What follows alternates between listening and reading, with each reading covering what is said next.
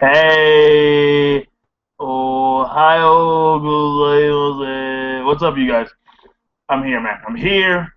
Now, before I get started, I gotta say that I was gonna transcribe this thing, meaning that I was gonna like write it all down, and I did for some of it, but most of it I couldn't because I was getting a haircut, or I went to the barber shop at around 2 o'clock.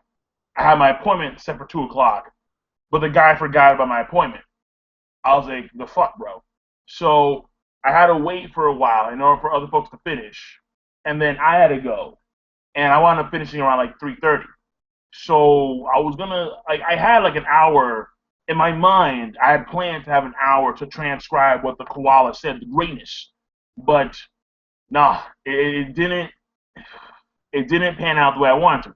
Nothing ever goes according to plan.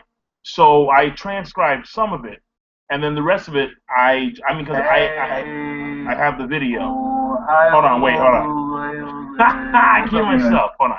I'm here, man. Let me just pause myself. Now, before I get started. All right, there we go. No, this right there. All right, there we go. Done. All right, so we should be live. We should be live. And let me see here. The comments, I think, are rolling. I mean, it says that one person is watching right now, which is kind of sad. So I don't know if that's. I mean, I don't think it's the case. I mean, according to the comments, I have. Oh wait, never mind. Whoa. Apparently, the viewership jumped from 1 to 61. How is that possible? How does that roll out like that? Oh, that's fucking weird. That's fucking weird, dude. But this live stream, I don't know how long it's gonna be exactly. Because after I start talking about the koala, I'm going to keep it like, maybe like 30, 40 minutes. And then after that, we're going to go right into just regular old discussion about, let's say, don't really know. I mean, hey, it's your choice. I mean, you can talk whatever you can talk about whatever you want to talk about. I'll just answer questions that relate to the Hunter x Hunter 2011 anime. And we all know that 2 days from now is the final episode. Again, I can't do reviews on Tuesdays or Thursdays. I'm just too damn busy. But I'll do the review Wednesday morning if I can. So, all right. So now I'm just going to let the comments roll out. Wait, hold on. Now I just jumped to 123 people. Huh. Fascinating. All right. Well, whatever. So, and after this video, I need to do a few things. I need to do my One Piece episode review. I need to watch a Kame Got Killed and do the episode review of that. I need to actually no, I've already done the reviews, and also I just did a Naruto discussion video, and I need to upload that later today, and then I need to do the Patreon stuff because next week I'm gonna have 2 live streams. My plan next week is to have 2 live streams, one Toriko related, and then a Patreon only live stream because well they deserve it. So let me just refresh the page, and then let me just hope that we get more comments flowing in. Let me see here.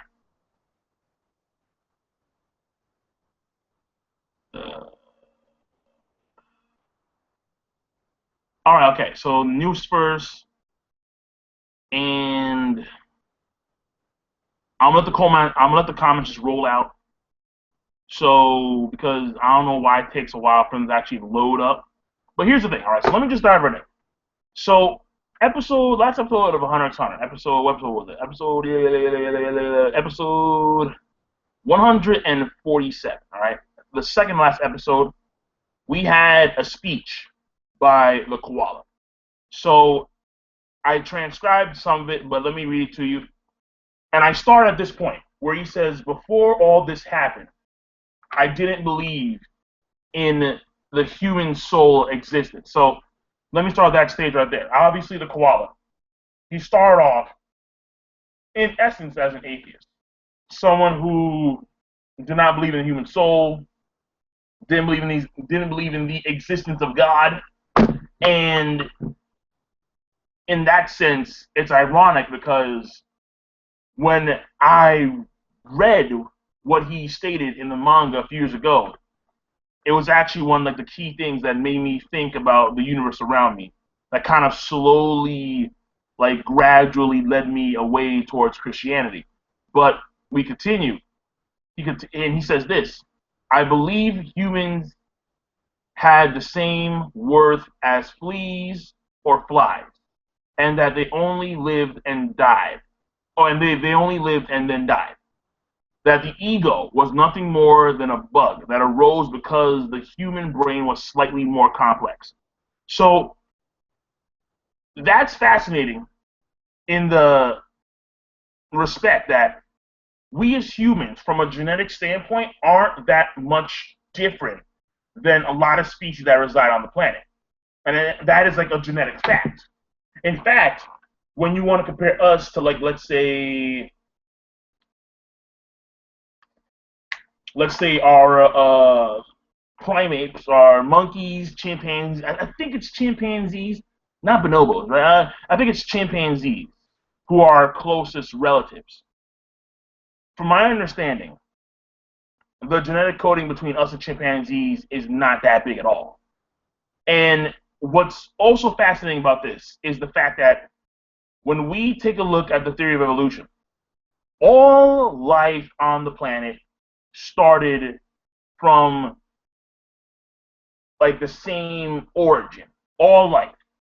We evolved from the most simple celled organisms, and over the course of time, we evolved into, let's say, fish, and then after that we grew and we continue to evolve. And the reason why we evolve is because we are evolving even today. Like, for example, I have read some research papers and I've gone on websites reading that over the course of time, things such as our pinky toe will disappear, because our pinky toe, at a point in time, we used it to cling onto trees and to get grass and like to grab onto certain types of foliage when we were foraging for fruit and that kind of stuff. And as technology slowly advanced, as we became more, as we didn't need because the fact of the matter is that we didn't need the pinky toe anymore. So as we slowly got to the point where we no longer required a pinky toe, our pinky toe wound up shrinking and shrinking, because actually it was much, much bigger at some point in time. So it wound up shrinking to the point where it's the smallest toe we have. So it is stated that in the future, when we humans continue to evolve, when we continue to adapt to our environment, the pinky toe will go away. Furthermore, the appendix that we have was actually used for, I forgot what it was exactly, because again, right here it's off the cuff, but I'm just going by what I remember from reading research papers and stuff like that. Our appendix was an organ, or was a part of the body that was utilized to a greater degree when we were more primitive. But over the course of evolution and time, the appendix slowly started to shrink, and we no longer required it. In fact, a lot of people theorize that in the distant future, we as humans will no longer require bodies. We will be sentient beings based on our brain alone. Like, there was actually a Futurama episode on that, where they made it as a joke, but some people theorize that actually may be the case because of the fact that if we're going to do things like transverse the universe and go out into outer space, technology is a key component, but also it is our ability to survive in set environments. Think about this. We're talking about planets, hypothetically, in our own galaxy, because the galaxy has millions of planets, and for sure, some of them are just like our own planet, where they inhabit the zone where it's, the habitable zone, there we go, where it's not too far from its parent star, but not too close to the star either. So it's not like, let's say, Neptune, but at the same time, it's not like Mercury. And you have planets like these that exist within the galaxy, within the universe. Consider the fact that we have a universe that is over I forgot how many billions of years it was, but it's billions of years. That's how old the universe is. And when you take into consideration the fact that there have been galaxies that have existed long before the Milky Way. One more time. There have been galaxies that have existed long before the Milky Way. Therefore, you have species, you have certain, definitely. All right, because when you do it from a statistical standpoint, life on other planets exists. Whether or not it's on the same level as us can be debatable, but life definitely exists because there are billions upon billions of planets in the inhabitable zone near their stars. But the fact of the matter remains that if we're going to go and transverse the universe and explore other parts of the universe, you have to have technology that allows this, and also you have to have a body that allows this. You see, we as humans, even on this planet, we can't live in certain regions of our, like for example, can we human beings walk across naked across Antarctica? We can't do it. We can't survive in these environments. It's not possible. So over the course of evolution, over the course of time, or given some mutations, however they may arise, you may see humans, if you could actually like see it with your own eyes, humans may adapt to certain environments given climate change and global warming, given the fact that we as a species are trying to strive for a greater standing in the universe. In case something happens to planet Earth, for example, if a meteorite crashes on planet Earth and it wipes out humanity on this planet, we'll still have humans on other planets, and our legacy will still continue throughout the galaxy, throughout the universe. But the thing here is that in order to make sure that we can survive in a whole host of conditions, we have to have the appropriate body. So in this sense, evolution would dictate that over the course of, I don't know how many millennia, millions of years probably, if we live that long, we will slowly shed away and grow new parts of the body so we can survive in these environments. So it's very fascinating when you consider this reality. So yes, I would like to go and visit other planets at some point. And is that actually plausible? At this point in time, it's highly unlikely. But when you consider this simple fact where you have people, astronauts, who go and they spend periods of time in space, their bone density decreases. And a lot of times they need to go through rehabilitation. So what this means is that if the human body cannot maintain bone density when it's in a certain environment for a period of time, imagine a planet that has the strong gravity of Earth. We couldn't survive it unless we had certain equipment or certain suits. So one of the key things here would be to get to the point to where the human body would automatically adapt to an environment that has greater gravity. Therefore, our bone density would automatically adjust itself to fit said environment. You get my point?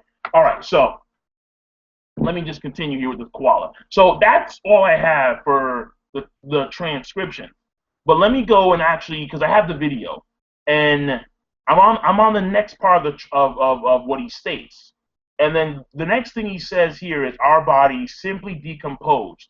Okay, so let me read that one more time so we can just stay within the same rhythm here. So he said before that the ego was nothing more than a bug that arose because the human brain was slightly more complex. Our body simply decomposed, turned into dust and scattered, and that's what it is right there. So right now I'm just following the video.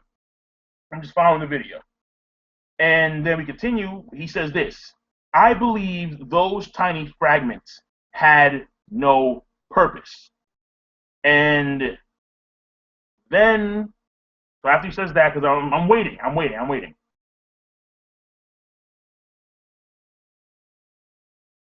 And the koala says, okay, and then he says this: but now here I am. I am repeating the cycle. My appearance is completely different, but I am doing the same stupid things as before. It made me think. I may be a fool, but I won't deny the things that I know now. And I don't want to ignore the things I don't understand. I died. I died and my body was broken into tiny pieces. but that wasn't the end. The fragments that I believe were too small to retain any meaning, I love this fucker, possess a power I could never imagine. So right there, let me just stop right there. So the koala. What the koala experienced in essence was reincarnation. He was reborn into another life. He was reborn into another body. Many people across the globe believe in some form of reincarnation, that we will be returned, that we will that once we die in this body, we will go elsewhere.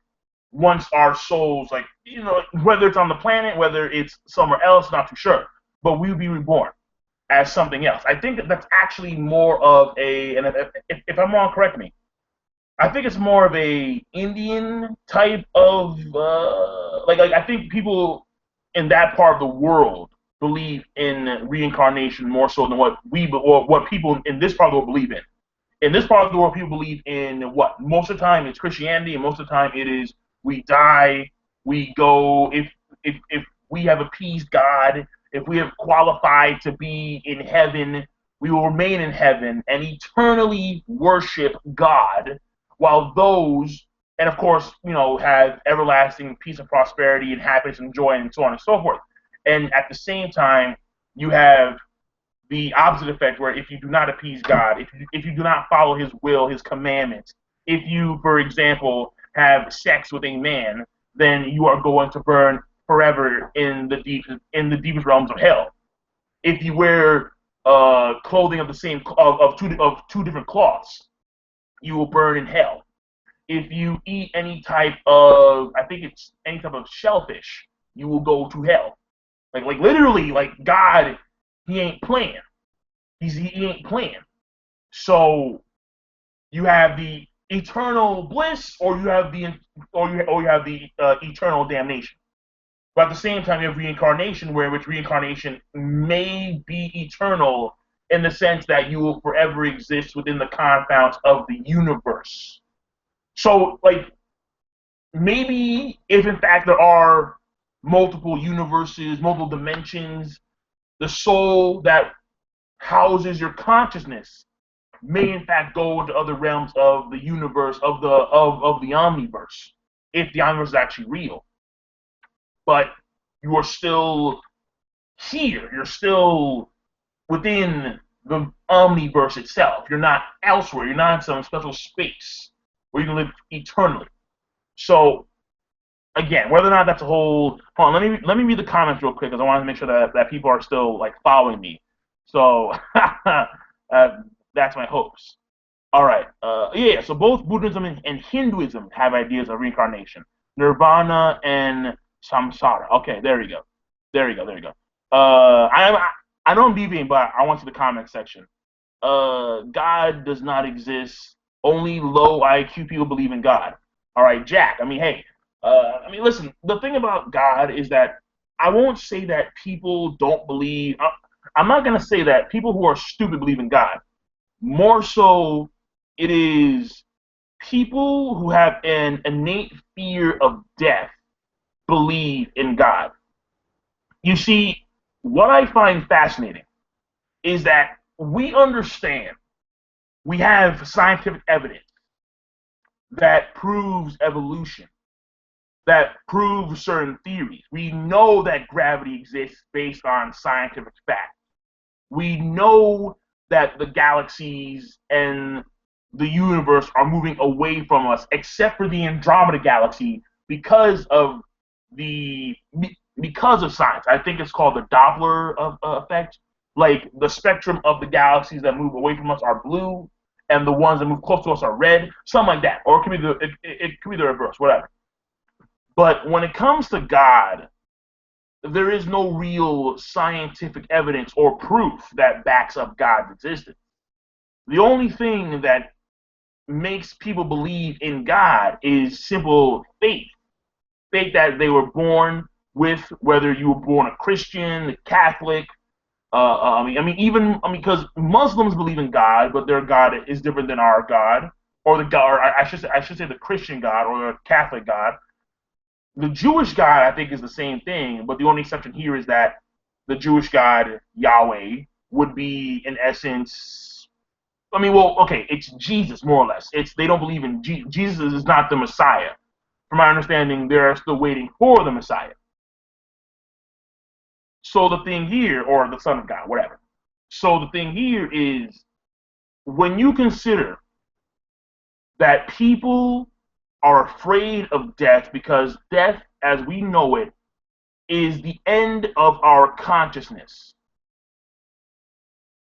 And when our consciousness vanishes, our ego vanishes. Who we are as individuals, what we are today vanishes. Consider the fact that what we built for our entire lives disappears, is irrelevant the moment we die. Now, of course, you may want to have your name. I mean, think about this. I think they do they do a very good job of this when it comes to a lot of movies, certain movies, where the premise of a lot of main characters in certain movies, like, for example, the best example I have is Troy or Alexander the Great, where their whole premise is to have their names forever etched in the catacombs of history, meaning that people will never forget about them. Alexander the Great, Achilles, Hector, these people who lived thousands of years ago are still remembered today. Today. And it is a means of retaining one's history. But most of the world isn't like that. Most of us are going to die, and we'll be forgotten, give or take a few generations later. That's the honest truth. That is the honest truth. So we want to believe that there is some place where we're going to go after we die. And that place is heaven. The existence of God, the existence of heaven, and the possibility of going to an afterlife once one dies. Simply, the main foundation for its power over people today is it coincides with the fear of death. Because people fear death, they believe in a life after this one. So their ego and consciousness remains. All right, so let me continue. Comments, and of course, yeah, of course. We got fucking fights. We got fucking fights. No. Muslims believe in the same Christian God, but Jesus is only the prophet of. But Jesus is only the prophet of God. Jesus is not God. Okay, fine, fair enough. Wait, hold on, but see, I'm not well when it comes to Islam. I'm not big on Islam. From my understanding, Allah is different than the Christian God, because Allah has like this whole like there was something about like the Kurshi of Allah, and like there's different variants of heaven, and like they're being carried by like angels and stuff like that. So the point here is that I'm not too versed in Islam. I'm just not. I have not read the Quran yet. At some point I will, but today's not that day. All right. So let me just continue. Let me just continue. Let me just continue. Because whether or not God exists or not, that is something I leave up to you. I'm not concerned about that at all. So let me just continue with the koala. Particles, no, okay, so let me just backpedal real quick so I could read what he said beforehand. And remember how he said it? Okay, so backpedal. Okay, so the fragments that I believe were too small to retain any meaning possess a power I could have never imagined. And we continue. Particles no larger than pollen from our perspective have enough energy to impact our health tens or hundreds of millions of years later. And our DNA, which is even smaller, contains the vast amount of information that comprises us all in a double helix. And that infinitesimally small size is necessary for the birth of the enormous space known as the universe. Just because something is small does not mean it produces less energy. Yeah. And then he says this: the soul is probably small, but it has enough energy to repeat the cycle. You see, I fucking love that, dog. I love that shit, man. I love this shit. Because first of all, what he's doing, the koala, is that he is tying in human existence. He is tying in his case, the retention of human consciousness, the retention of the human ego to the universe itself. Now, let me talk about that for a second, right? But first of all, let me just see the comments. Okay, yeah, Jin versus Merriweather and fucking Jin. Calm the fuck down. So, all right. So, okay, so apparently, okay, Muslims believe have Sam as Christian, just that they don't accept Jesus as God, and Jews, you get them right. Okay, that's whoa. So yeah. Okay, but here's the here's the thing, all right, man. Here's the thing. The thing here, because again, whether God or not is existed, you can debate amongst yourselves. All right, just have at it. All right. I've stated my piece on God a while ago, but here's the thing: when it comes to what the koala stated about the universe, this is true. The universe, from our understanding, was at one point infinitely small, and it had infinite mass. You couldn't measure it in mass, but it was so small, smaller than an atom, apparently. And there is one thing in our universe today that we can look at to get an idea of what created the universe: black holes. Now, a black hole, we all know, it takes in light, it takes in matter, and the gravity is so intense, it crushes everything down into one infinitely small point. So we know that. And lately, as of late, over the past few years, 3-4 years, I remember reading a book. Oh no, I remember reading a few articles and seeing something that Stephen Hawking stated, and it had to do with, I forgot what it was called, but I think it was called the Grand Design. I think it was called Stephen Hawking's The Grand Design, where he states that God does not exist, and he gives the reason why, and it ties into black holes. So I could be wrong where I'm getting my sources from, but whatever, we're gonna continue. Stephen Hawking stated that within a black hole, time stops. Time does not exist when matter and light are compressed in such an infinitely small, like an infinitely small point. There we go. Let's leave it at that. So the same thing can be applied to the beginning of our universe. Our universe, when it was first created, beforehand, it was an infinitely small point. And then you have an incident where beforehand time never existed.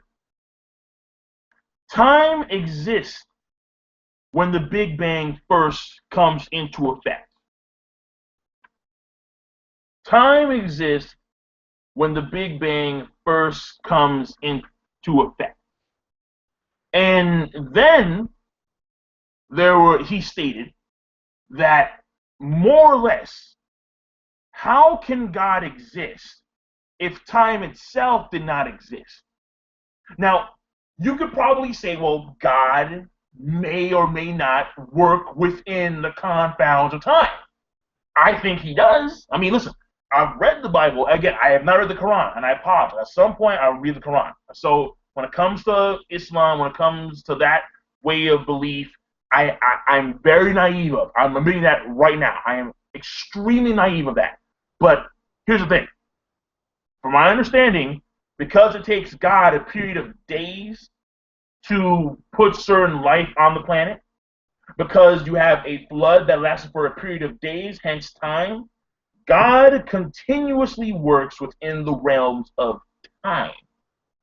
So whether or not Stephen Hawking is correct about this, we don't know. No one can really know because no one knows if God exists or not. However, it is fascinating to know that time never existed before the Big Bang. Now, what's also fascinating in this aspect is the fact that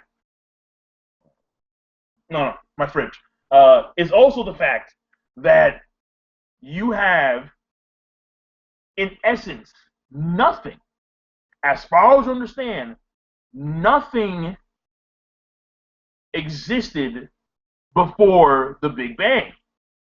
So what created the Big Bang? And then the answer was fascinating. The answer was nothing. Nothing created the Big Bang. The Big Bang created itself. The universe created itself. And this to me threw me off. I'm like, wait a second, how does that work? How does that make any sense? How can nothing create something? And from our understanding, nothing is nothing. But in actuality, according to some scientific theories, nothing is something.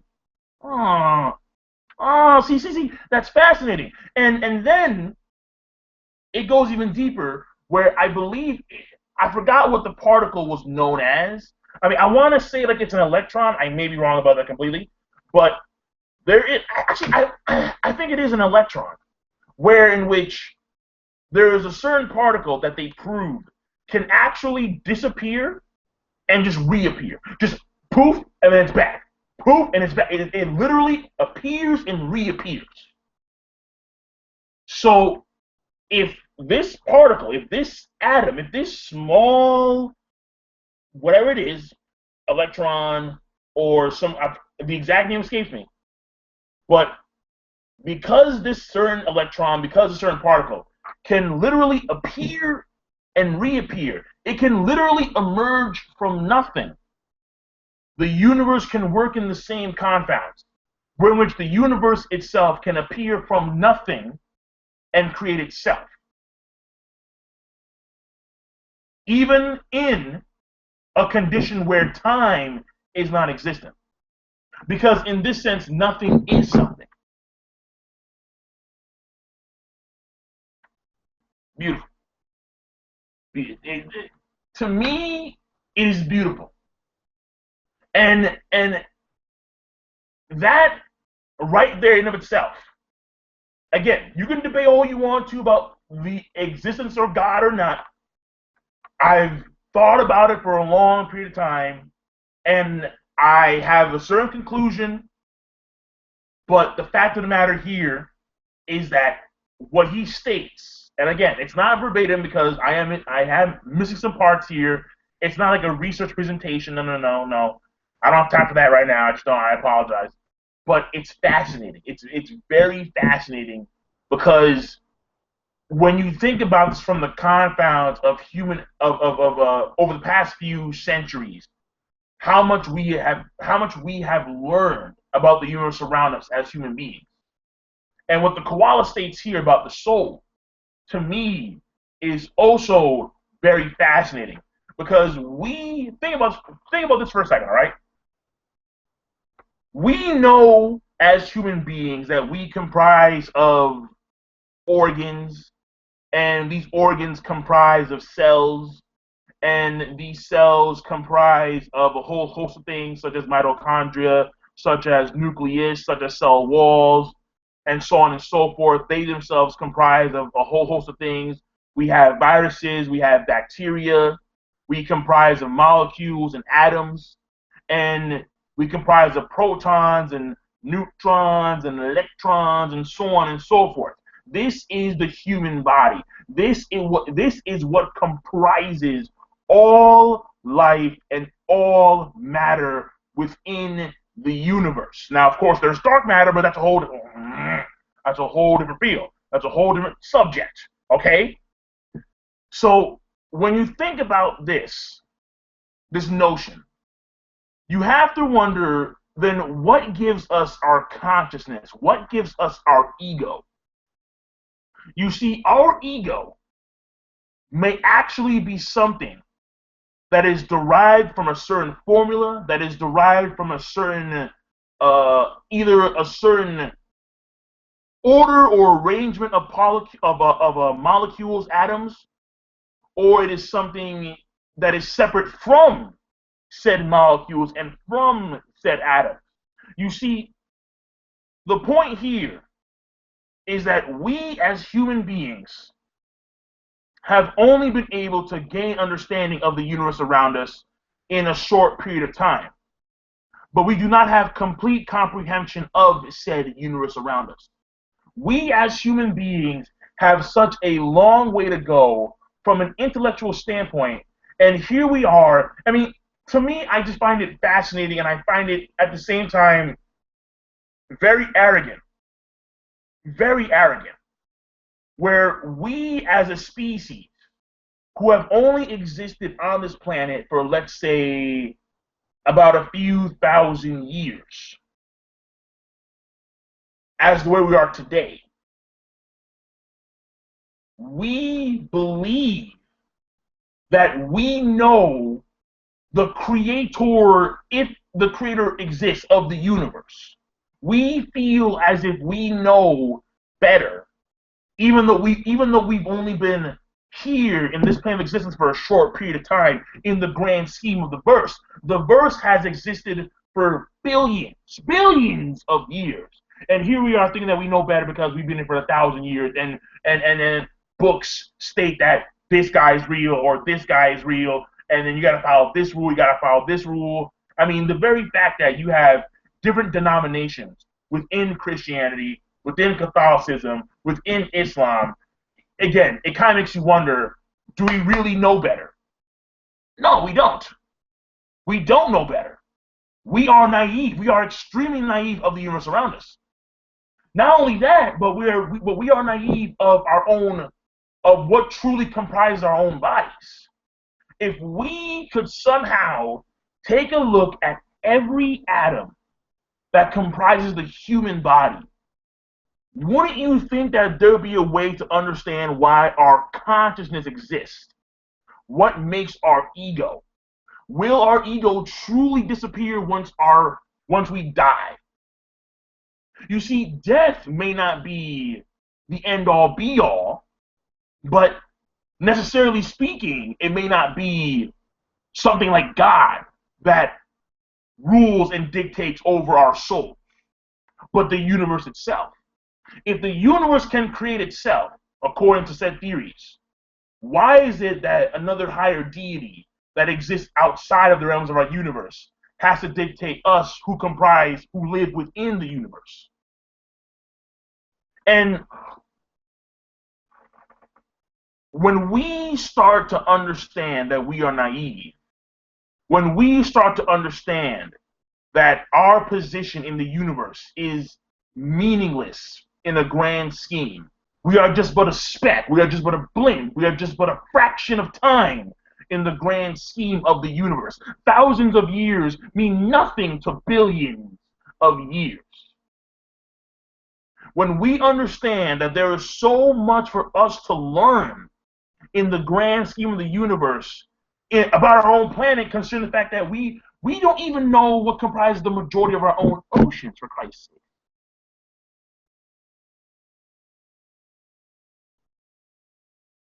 We know more about space than we do our own ocean. I mean, again, we know nothing.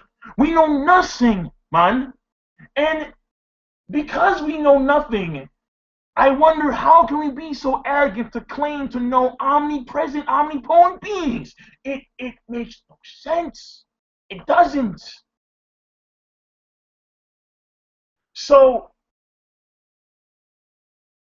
when we start to learn more, when we start to have the will to go and explore, when we take a look back and we look at the world and we look at ourselves and we look at the universe from a scientific perspective, we, I believe, will then be able to understand whether or not God exists. We will be able to understand our position within the universe, truly. And what the koala stated in this episode reminded me of this reality, that as a species, we are still very ignorant. As a species, we should strive to understand our position in the universe and not be so comfortable and not be so accepting of what books state that have been around for thousands and thousands of years ago, when people believed that the world was flat.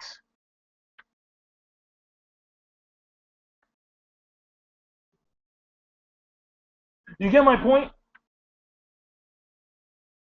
My point here is that we still have so far to go.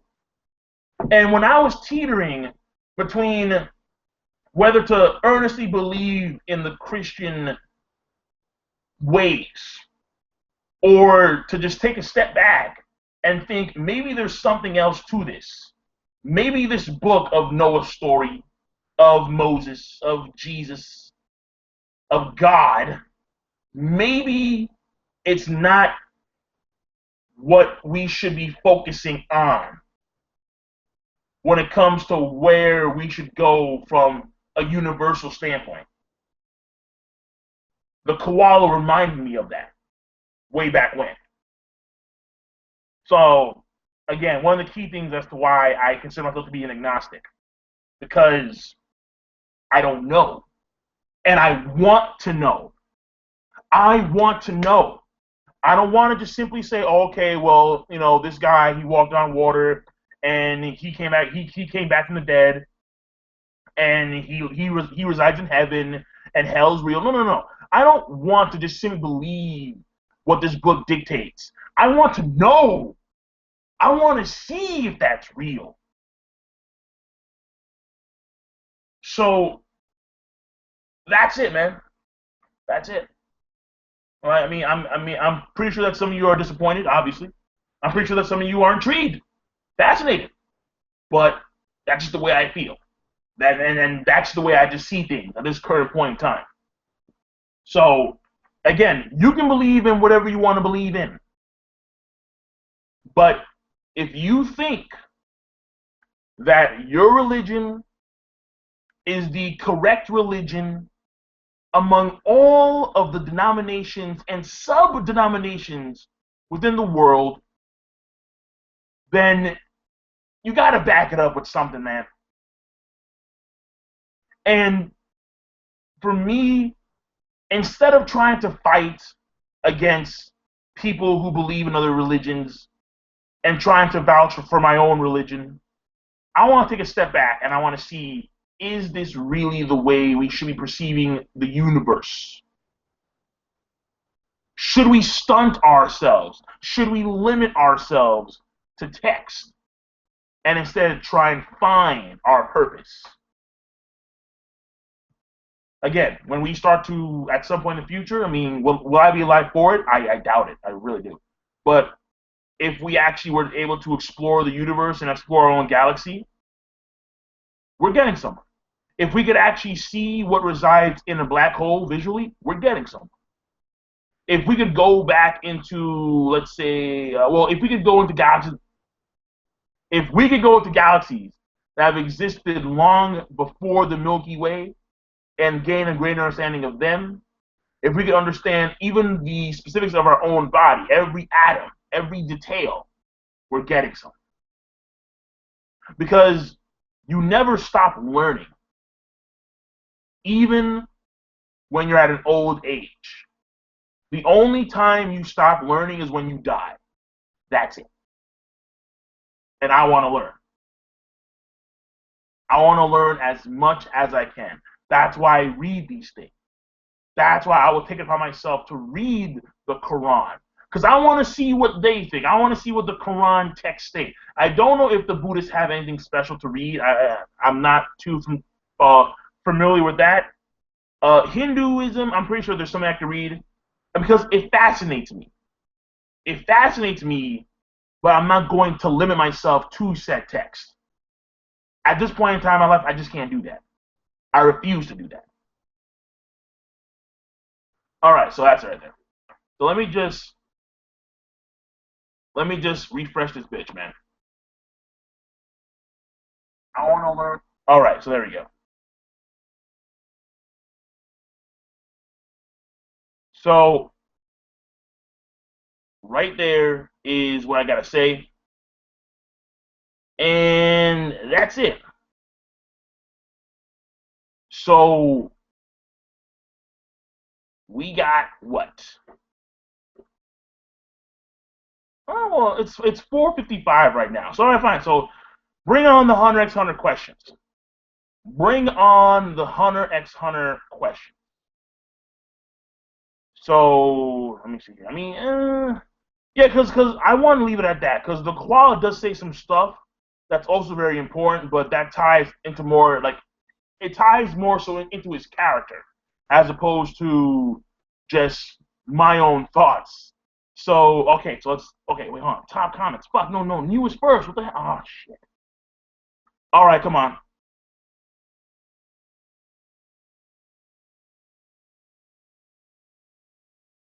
Okay. The Patreon thing, I'm gonna do that in like a few minutes actually. In fact, let me show you what I got right now for Patreon because I got the whole. Let me where am I at? Where am I at, dog? Where am I at, dog? Where the fuck is the screen share thing? Where the fuck is the screen share thing? Google Plus. Oh no. And by the way, also, hold on, hold on. Wait. I'm doing two things at once. Hold the fuck up. Screen share. La la. Yo, can you niggas start reading Torigo? Fuck! Ah! Jesus! No idea. Okay, so as you can see here, this is my Patreon stuff right now. And actually, I'm going to go and sift through all these people today, and I'm going to try and get this done as soon as possible. Because I want to start doing the Patreon stuff so I can give out the PS4s and the Xbox Ones and that kind of stuff. And then I'm going to do it immediately after when it comes to the next round of prizes. Actually, hold on. Let me.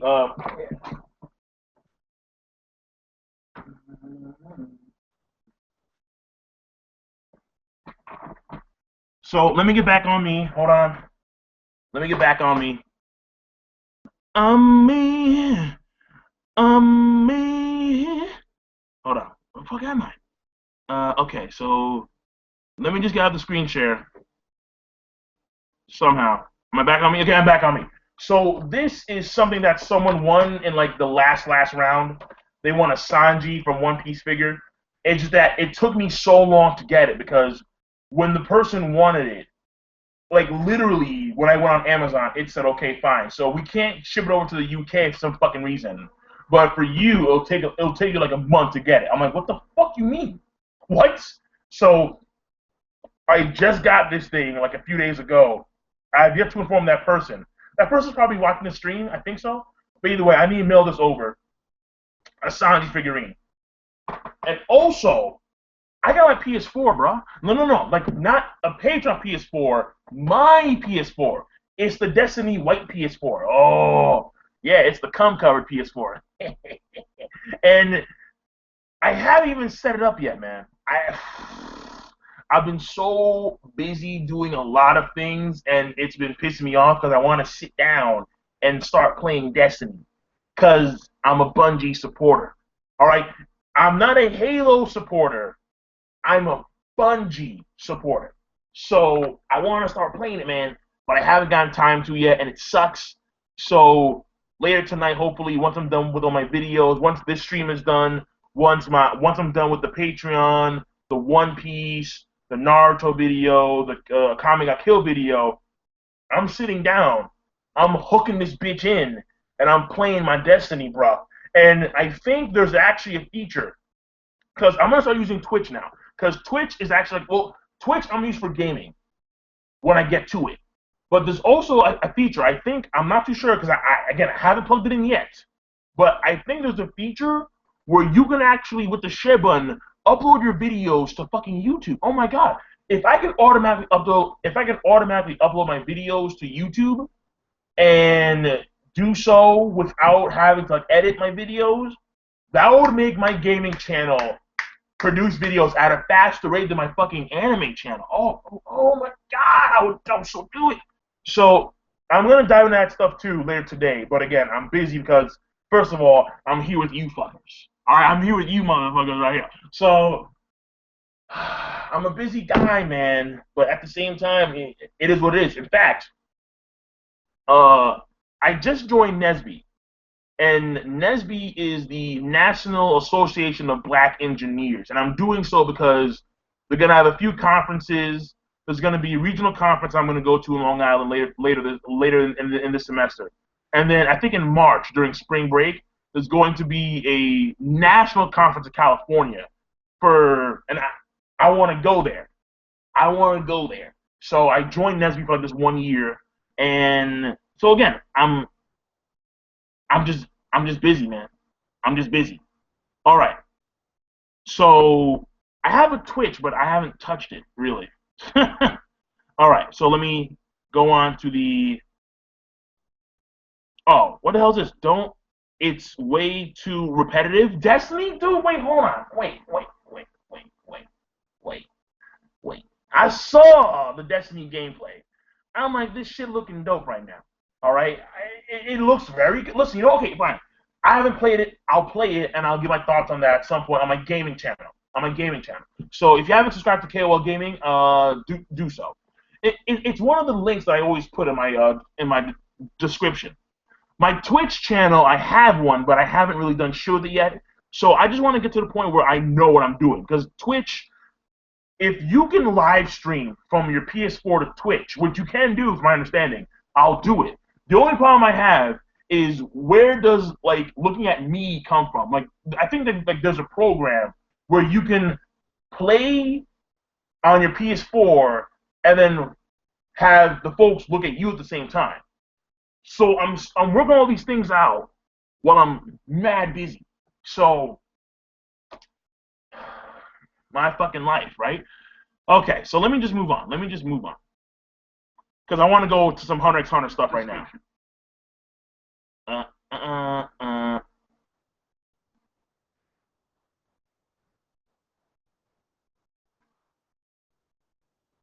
No, I will not release a One Piece live reaction because I already saw the episode.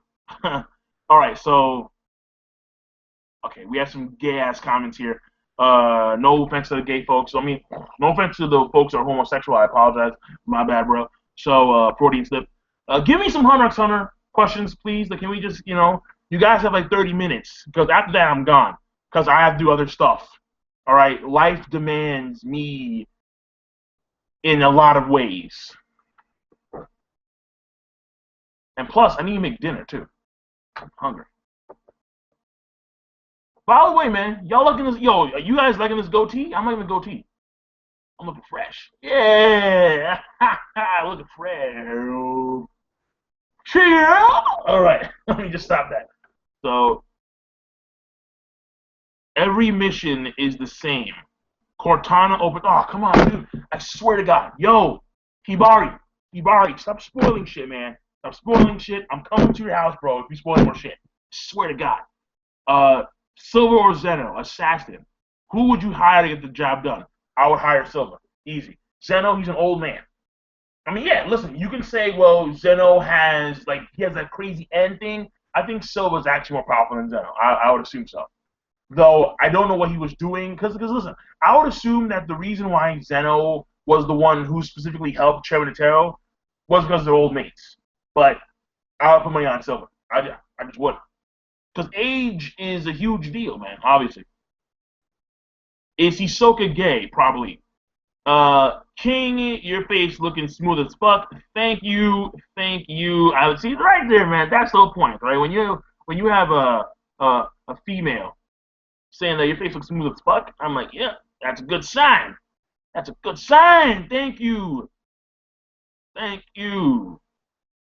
Oh, yeah. I mean, yeah, the dudes can say it all they want to, all right, but it's the females I care about. If the female says like your face looking smooth, looking good, looking so fresh and so clang clang. Don't you think I'm so sexy? I'm like, yes, thank you.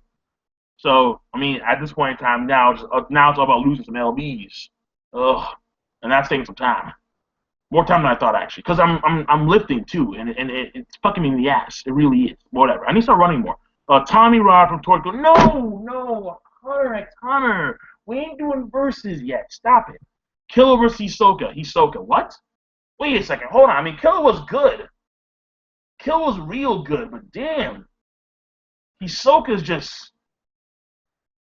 Don't assume that because Killer has Godspeed, he's actually able to beat someone like Hisoka now. Hisoka's crafty. Hisoka has always been able to one-up all of his opponents. He can probably fight against Kurolo. Will he win? But either way, moving on. Hisoka is a gay and a pedo. Okay, fine, whatever. How do you? Oh my God, the comments are rolling. What the hell? No fucking verses. Okay, so are you aware of the theory that Nanika something is one of the Oh, dude, whoa. 2011. Stop. Wait. Yes, I've heard that theory before. I've talked about it in my chapter reviews of Hunter x Hunter. But geez, we said 2011. Calm down. Even though I'm going crazy, calm down. Hold on. So who actually won the fight, Meruem or Netero, or was it a double KO? Meruem, I think I would say him, because Chairman Netero died, and listen, the thing here is the fact of the matter that Meruem had already ripped off. Okay, simply put, Meruem was in pristine condition still, even after Chairman Netero gave him the zero hand. Chairman Netero gave this dude the zero hand. He gave him a fucking beam. And Meruem was still standing like, okay, that was a fantastic attack. That was beautiful. Like, in that fight, Meruem gained respect for Chairman Netero.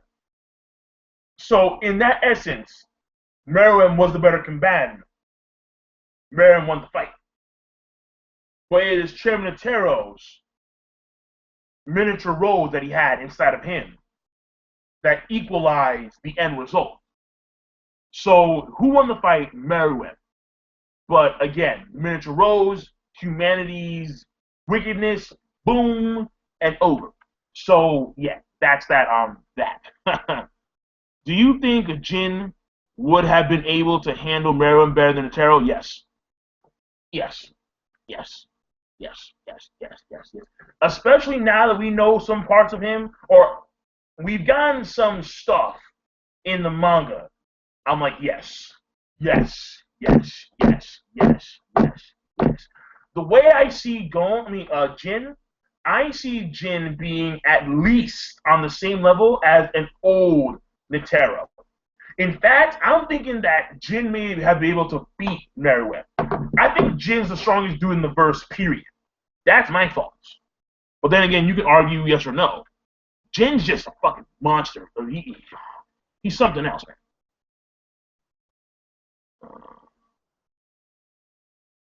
Technically, Netero won the fight when he went, how?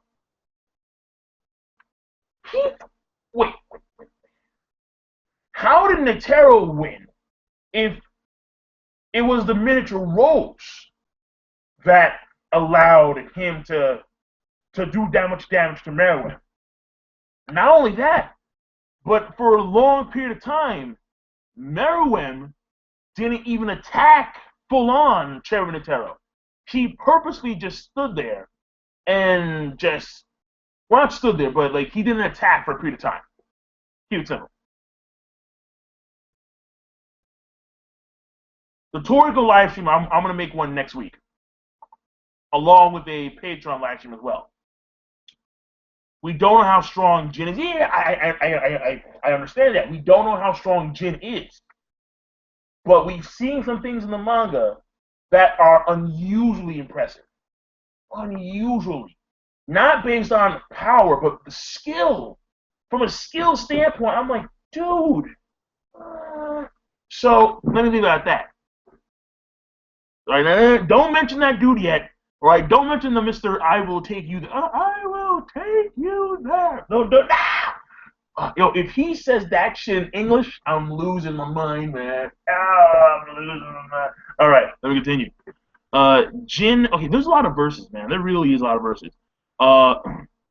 What category of Nen is the best? And what category do you think you are? Me, shit. Listen, I'll probably go with a transformation because I want some lightning Nen. That's what I want. I want to be like Killua, but just to a much higher degree because I'm epic. Though, I don't want to be tortured by electrical equipment in order to get lightning Nen. I don't want that. That's the last thing I want, to be tortured. No. However, I think the best category, even though I want to say the specialist, because you don't know what they're going to have, and they're very unique. Like, Kuroda has the whole thing with his book, and he can probably steal, no, he can steal other folks' Nen. So, like, that's like, whoa. But at the same time, for combat purposes, the enhancers are clearly the best. They have the best offense and the best defense. And they can augment their speed with their Nen as well.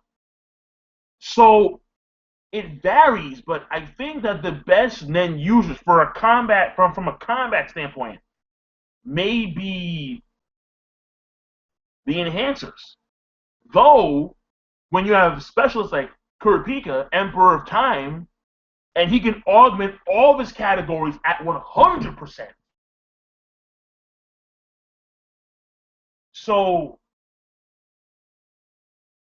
it depends. It depends on the circumstance, but from an overall circumstance standpoint, I have to go with the enhancers. In fact, I think that, yeah, Kurapika was actually very pissed that he wasn't an enhancer because he knew that enhancers have the best overall combat advantage. But then again, it's not what you got, it's how you use it. That's quintessential in Hunter x Hunter.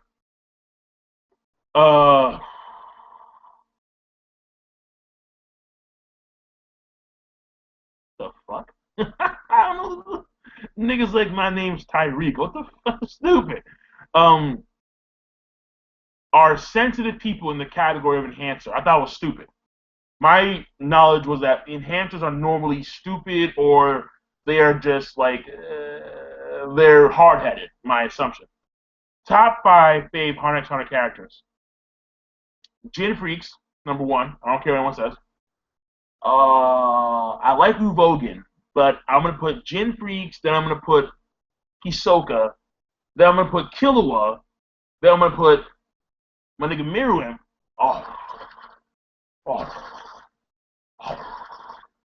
Change that. Number 1, Jin. Number 2, Meruem. Number 3, Hisoka. Number 4, Killua. And number 5, I mean, you guys don't know him yet. You guys don't know him yet, son. You guys don't know. I will take you there. You niggas don't know him yet. All right. Let me leave it at that.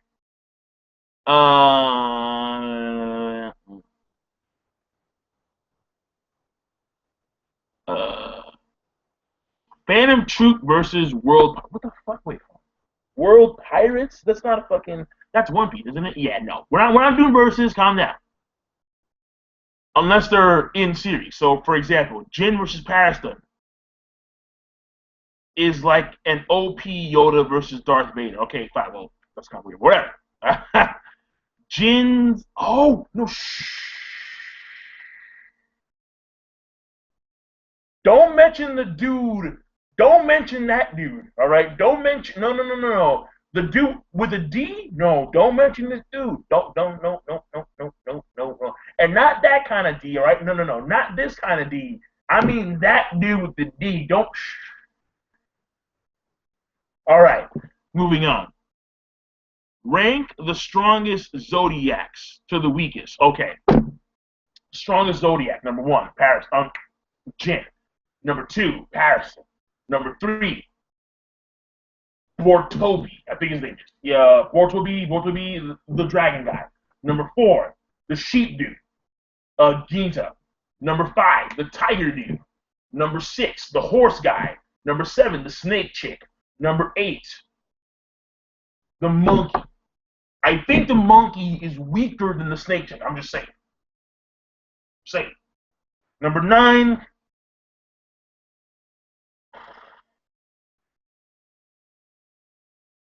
Well, just put the rest in whatever order. Cheeto is like second to last or last, because Cheeto I don't think is strong at all. Mizai is pretty good, but from a combat standpoint, I wouldn't even put it close to Pariston or Jin, to be quite honest. All right, and that's off the cuff, all right? We'll probably find out more about them, and when we do find out more about them, I'll actually go into integrated detail about that. And actually, I'm curious. For those of you guys who are the only anime watchers of the Hunter x Hunter manga, for the Hunter x Hunter anime, are you guys going to start picking up the manga now? Like, now that the 2011 anime is over, are you going to start reading the Hunter x Hunter manga now? Because where you guys are and where we are in the manga, it's only like 9 chapters. I mean, then again, the 9 chapters are very detailed. But I'm curious. I want to know. Oh my God. How is this nigga Loco gonna bring up Gold D Roger? Like, seriously, god damn it. Stop it. Thoughts on Kite's possible new power scheme? If Kite is alive because of his Nen power, then I'm pretty sure that he has retained his Nen power. So Kite may not have a new power scheme at all. Or I should say, she may still have the original powers of her Nen when she was a man, when she was like Kite. So that's my thoughts on that. Okay, even though it's not related to Hunter x Hunter, the Kingdom manga, I don't know, man. I don't know. I'm going to review it, but not in the same way that I review my weekly stuff. No. Now, I'll talk about it another day. Mizai Storm Nana is probably stronger than Pariston.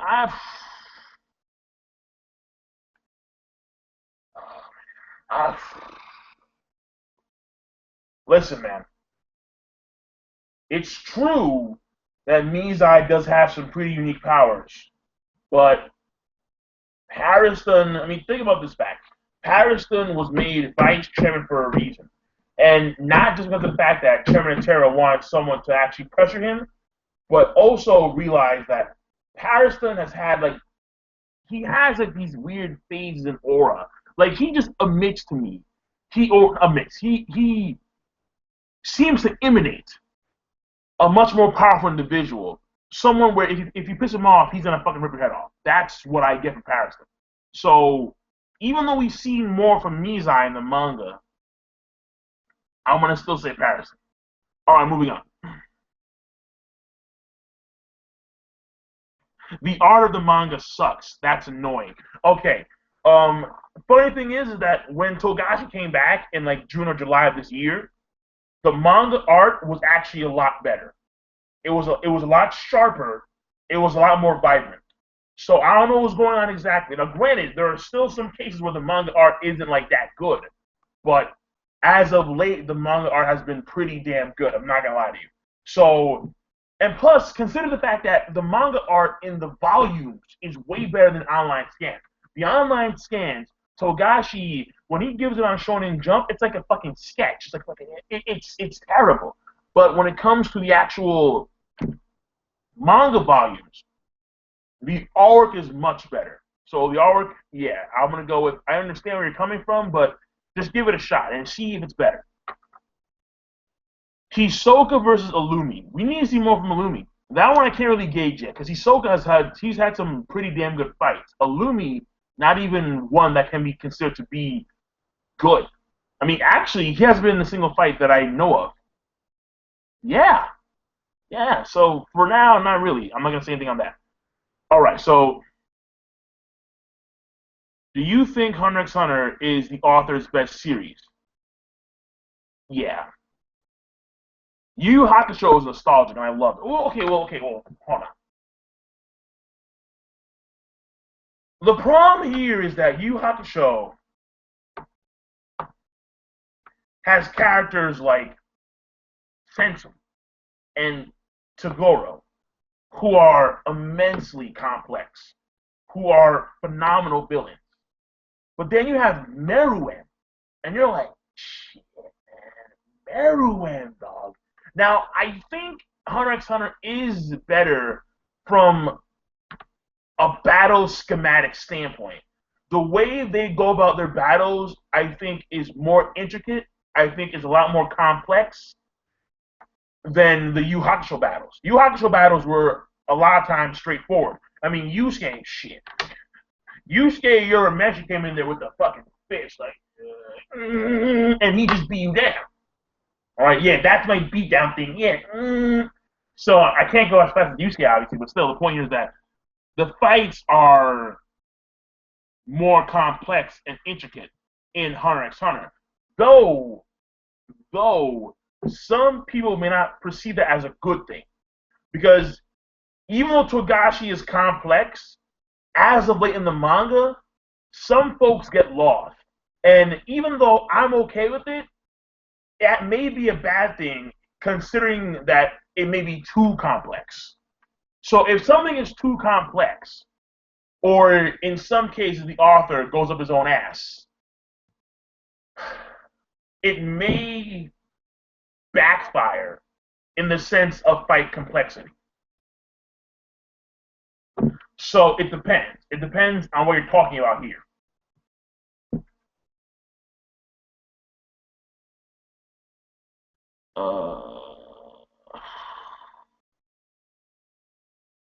Your most hated character in Hunter x Hunter.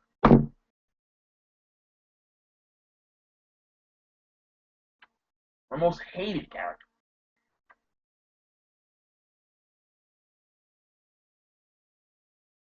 My most hated character. Huh.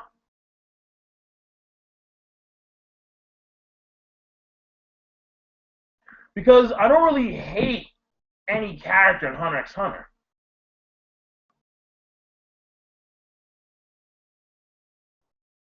I mean, there are some characters that are really irrelevant, like Zushi or Wing. I mean, Wing was relevant for a period of time, and then they had to stop. Zushi, uh, yeah, I don't really hate any Hunter x Hunter character, to be quite honest. In other shonen, it's more obvious, but Hunter x Hunter, no, not really, no, not really. Who do you think would be the end result of the Zodiac siblings? That one I think has to be worded differently because I'm not sure what you mean by that.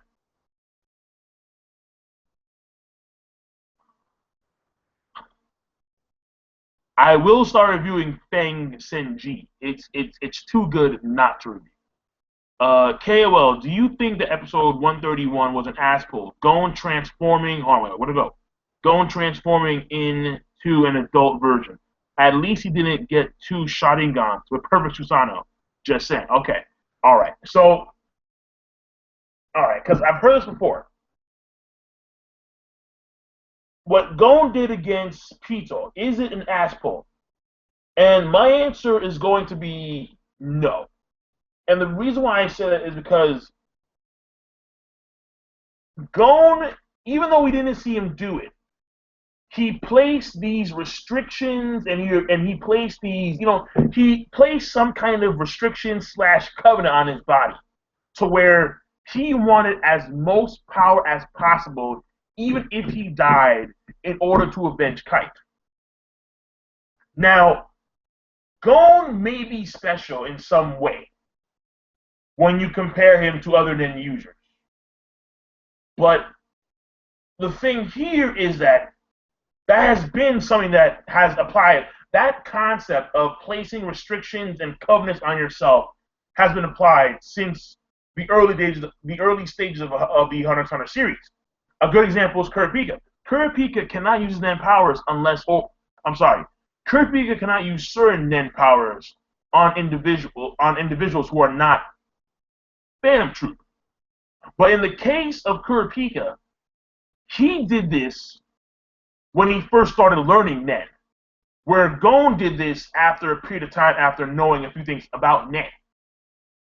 So it's weird, but at the same time, it does make sense considering the fact that it's something that does apply in Hunter x Hunter. And given certain emotional and mental situations, because Nen is tied closely to emotions and mental and one's mental state. Maybe they can alter the scheme of one's Nen like Gon did in order to attain the power that he did. So I don't think it's an asshole. Oh yeah, I did watch the Hunter x Hunter Last Mission. And I'll do a review on it, I guess. I didn't really want to because I mean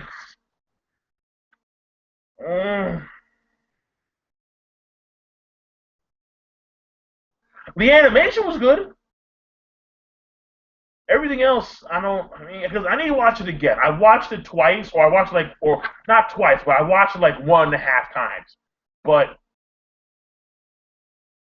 when I watched it, I was kind of like, you know what? I don't really want to review it, so I just never did. If you want me to review it, I'll review it. I have no qualms doing that. So let me just put this in the comments section. All right, I'll put in the comments section. Clean your fucking bed. It's a fucking mess. No, it's not. There's literally nothing on there aside from my backpack. Yeah. I mean, I think you mean fix it. I can fix it later. Cleaning it, it's already clean. In fact, I cleaned my sheets last night. I had to. Oh, last night was fucking, oh my god. Oh.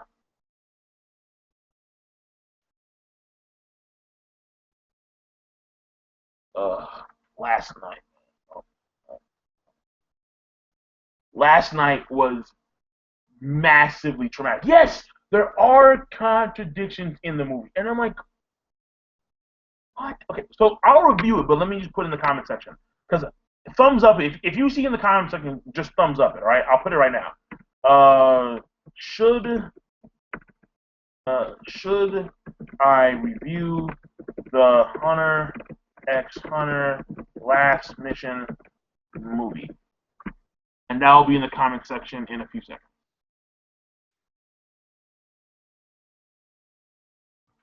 So thumbs up it. If I get over, let's say, 30 thumbs up, I'll review it. Something like that. I don't know, whatever. So, I mean, I really don't want to, though. I really don't want to because I was like, ooh. Yikes. I mean, I do like the concept of the, what was the power called again? Own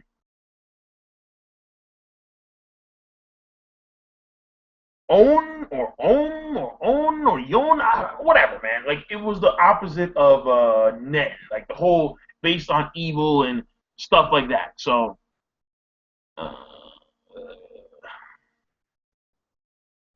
do you think that Gon? Oh, okay, folks. Huh? Do you think that Gon, when he transformed, is stronger than Jin? Fuck no. I mean, listen.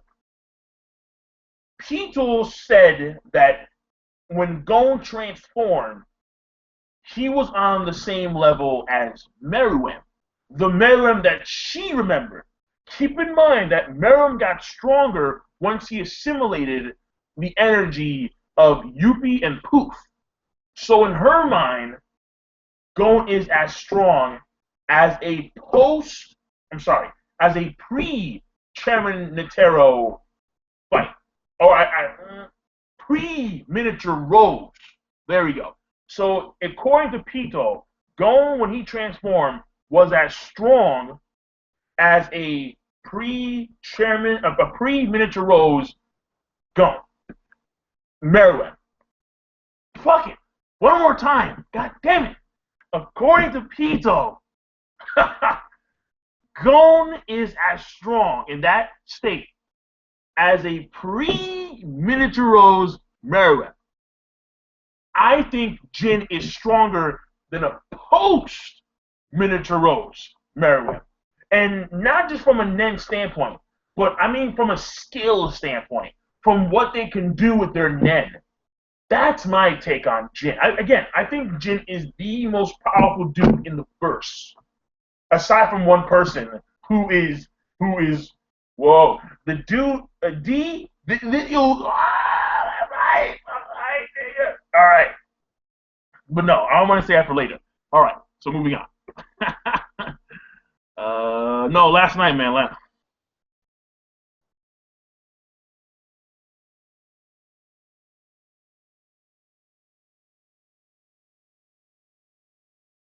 That has never happened to me, man. I was like, what the fuck?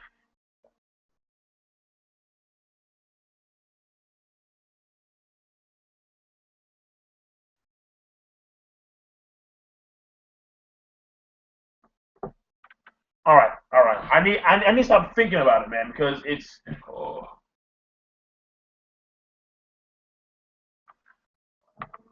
This is the kind of stuff I'll talk about on like my KOL Talks channel, like just like my life story, like stuff like this. Or I may talk about on my Patreon live stream. I don't know. I'm not talking about it now because I just want to forget about it. I want to just put it in the back of my mind, and then when I have recuperated from the trauma, I'll talk about it another day. I'm not bullshitting. I'm not bullshitting. Jin, I get the feeling that he's just massively hacked and massively OP. I'm not bullshitting. It was said that it was what the fuck? Where am I? Okay, right here. King, do you think that the restoration of Gon is an ass pull? It's not an ass pull, but it's just bullshit.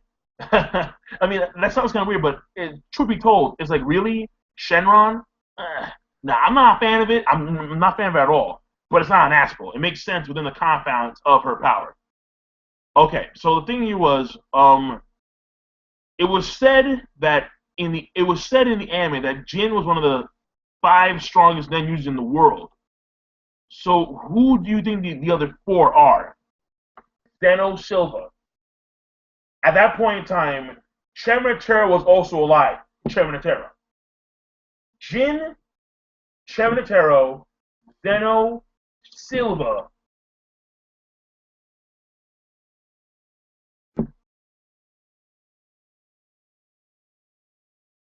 Unknown? I mean, he's Kurolo? Because I don't. No, wait, hold on.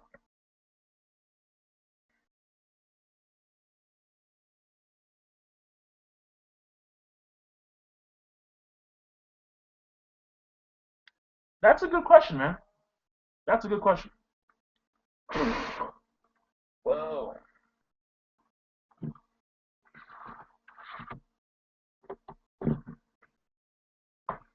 You know what? I just realized something. I just got a haircut. Haven't taken a shower yet, and there's hair on my laptop. I'm like, fuck. No.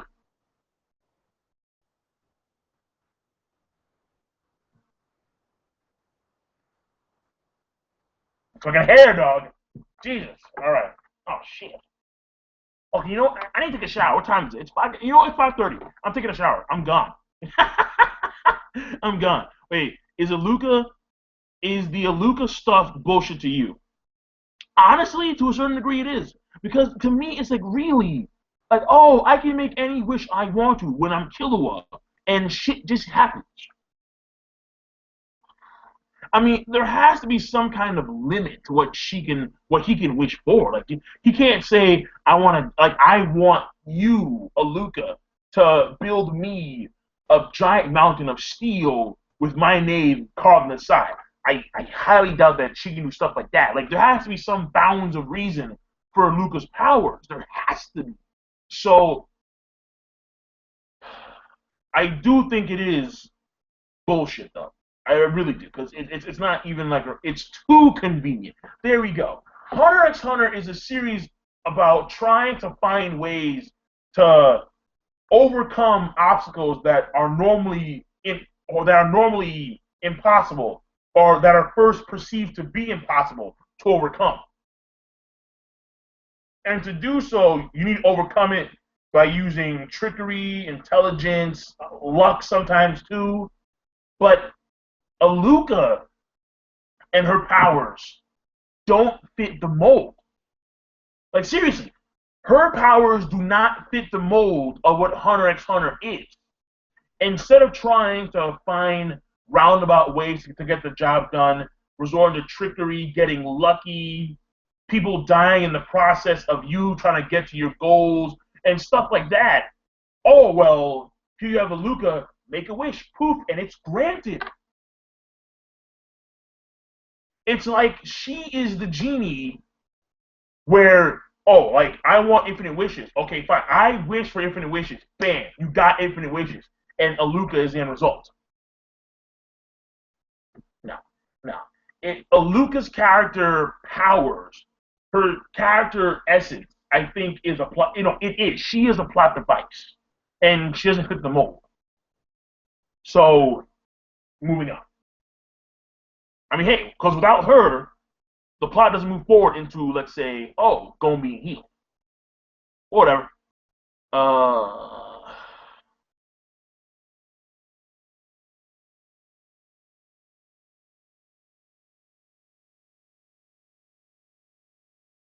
Okay, yeah. The only limit that she has for healing is the touch. But if you want to, like, create something, she could just poof, and it's there. Jeez.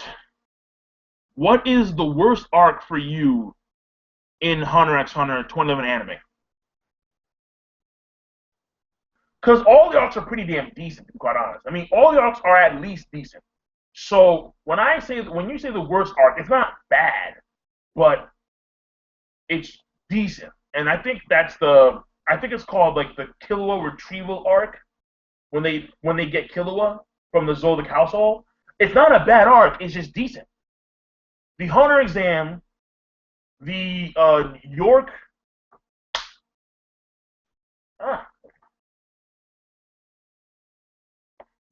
bugs. The York new arc, whatever it's called, love it. Oh, that Vogan versus Kurapika. So good. So good, man. But then you have Green Island, which is pretty damn good. I'm not gonna lie. Green Island, it may seem at first like very meh, but then it grows into something real special.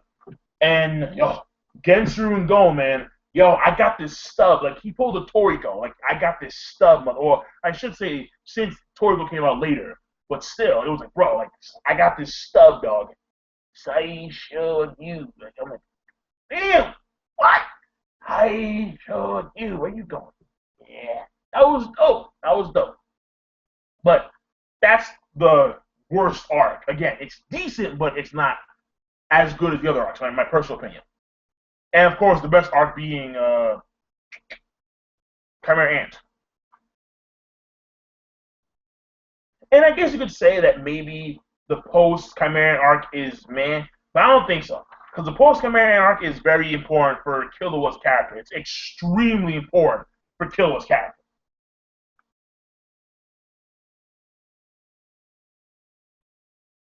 What do you think Gon should do after meeting his dad, Jin? Oh, well, I know what he's going to do.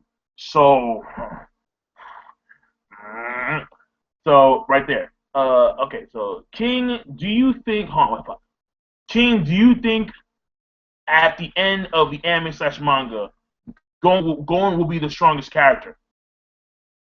I don't see why not. Though, actually, no. Because, again, it's that dude.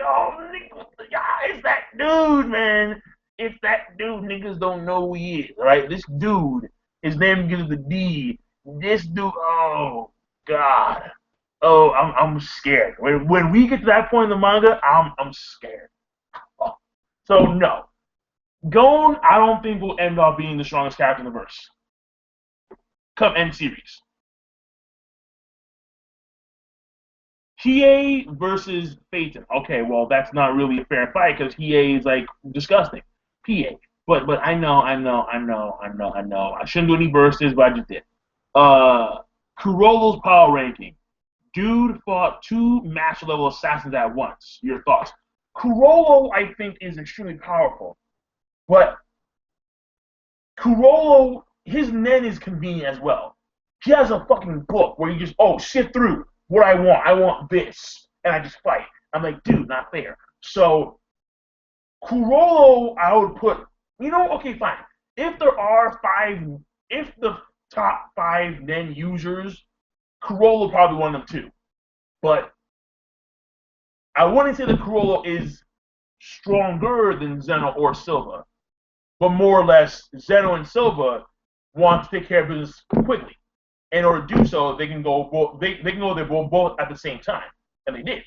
So Kurolo's very good, but I'd say that he's at Zeno Silva level.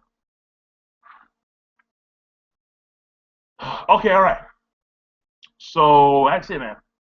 That's it. I'm done. Because I need to go. No. You don't want to know who this nigga with the D is. Oh, nigga with the D. Nigga with the D. Oh my God. Crazy. All right. So next episode's gonna come out in 2 days, and at some point in the future, I'm gonna do another Hunter x Hunter live stream, obviously, because Hunter x Hunter is still going, and we have so much more to find out about the Hunter x Hunter verse.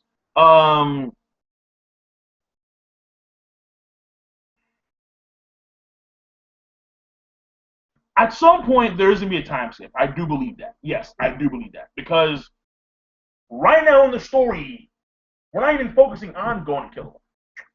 So there's going to be a time skip at some point, obviously, given where the story is going and what's happened with Gon and so on and so forth. So yeah. My thing here is that there's going to be a time skip at some point, and we may see Gon when we come back to the story, or when we do see Gon and kill again. Like 15, 16 years old, something like that. So I'm done. I will see you guys later. I know there's a lot of comments, but K-Line has to go, take a shower, do more videos. Can't be forever. Life demands. I do other stuff. And that's it. So once again, the stream is going to be uploaded to my channel in give or take a few minutes, a few hours, who knows. And that's it. So I need to go cut some honeydew melon and some watermelon and some pineapple and wash some grapes and other fruit. So I'll see you guys later. Rate the video, comment, subscribe. Well, no, you've already commented, like fucking up the wazoo. So stop commenting. And that's it. Have a nice one. And when it came to the beginning, when it came to the beginning of the live stream, again, you can believe in whatever you want to believe in, but that's the way I see things now. Amassing knowledge, it should be our priority before anything else. So that's it. Have a nice one. Take it easy.